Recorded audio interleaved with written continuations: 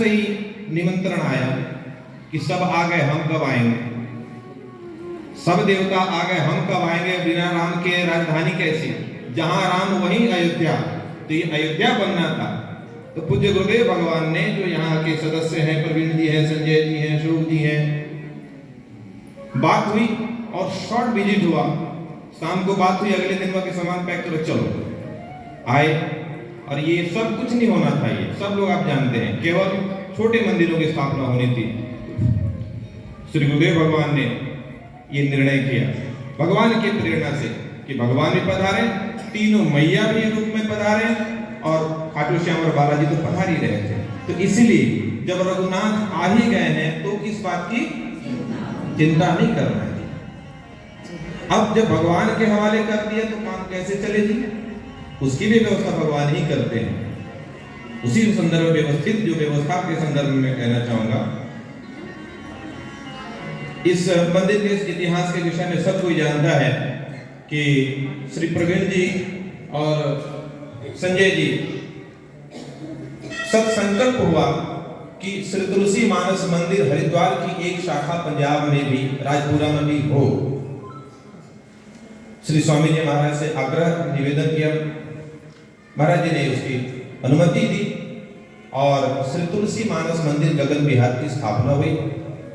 जमीन जो भूमि दान दोनों भाइयों ने मिलकर के किया।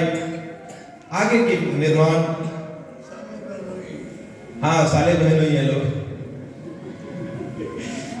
दोनों साले बहनों ने किया। और इतने करके फारिग नहीं हो गए, आगे होकर के सेवा में लगे, मंदिर बनाए, हॉल बनाए, देवताओं की स्थापना की। अनु बहन जो महिला मंडल के प्रमुख हैं और सबको आपको समेटे हुए नियमित रूप से कार्यक्रम में संकीर्तन आदमी का संचालन करती रही। यह पूरा परिवार भगवान के द्वारा बहुत आशीर्वाद प्राप्त है, पूज्य गुरुदेव भगवान का बहुत आशीर्वाद प्राप्त है, तभी ये चीजें संभव हो पाई है। जब ये संकल्प हो गया कि भगवान भी पधार रहे हैं, हम लोग को, हमें और अशोक जी को आदेश हुआ कि अब आप लोग निकलिए राजस्थान और भगवान को लेकर के आइए। हम लोग जाए और लेकर के आए। साथ में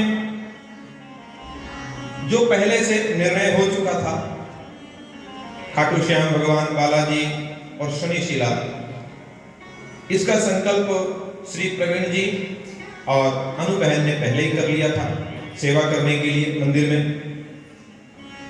जब व्यवस्थाएं परिवर्तित हुई, दुर्गा मैया भी पधारी। दुर्गा मैया की सेवा श्री गुप्ता जी ने, राजेंद्र गुप्ता जी ने किया। और जब संजय भाई कर लिए तो बड़े भाई बैग खाली रहे, उन्होंने काली माई की सेवा की। अजय बंसल जी, सरस्वती मैया की जो सेवा है, यहाँ के श्रद्धालु भक्तों ने एकत्रित करके सरस्वती मैया की सेवा की है। और राम जी जैसे घर में कोई होता है ना बड़ा, तो जब सब कोई खा पी करके एकदम सबसे निवृत्त हो जाते हैं तब कहते हैं हमारी सेवा करो। तो राम जी ने पहले सबकी व्यवस्था करवाई।